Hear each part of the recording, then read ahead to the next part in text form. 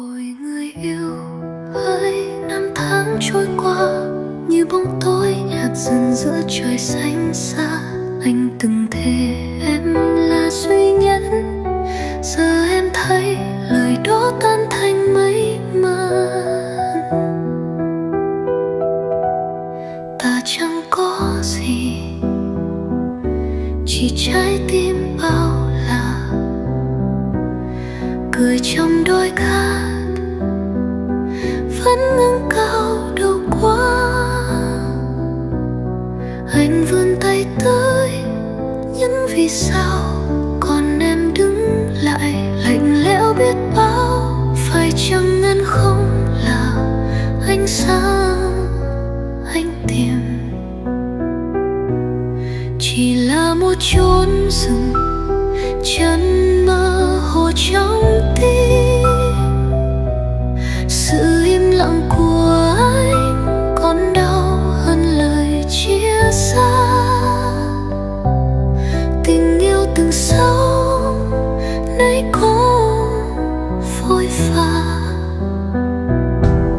Em đã khóc qua những đêm không tên, mỗi giọt lệ là lời thì thầm, mỗi hơi thở là ngọn lửa rét. Nếu vòng tay cô ấy là nơi anh tìm về thì cứ đi đi, em sẽ chịu đựng cơn đau này ê chề. Không còn van xin, không còn danh giật, chỉ còn ký ức chìm vào bóng đêm ngột ngạt.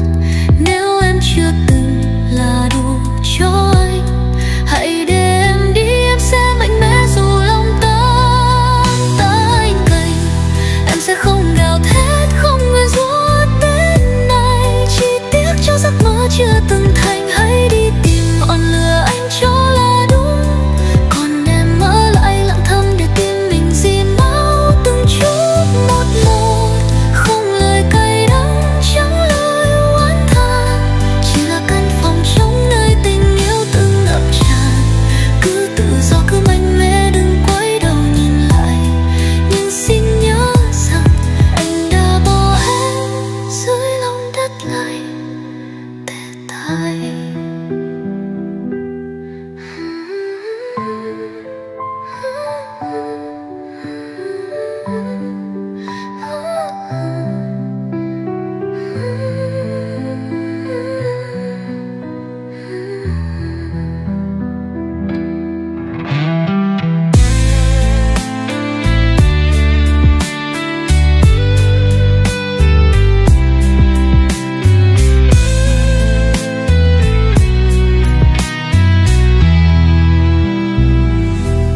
Không lời cay đắng, chẳng lời oán than,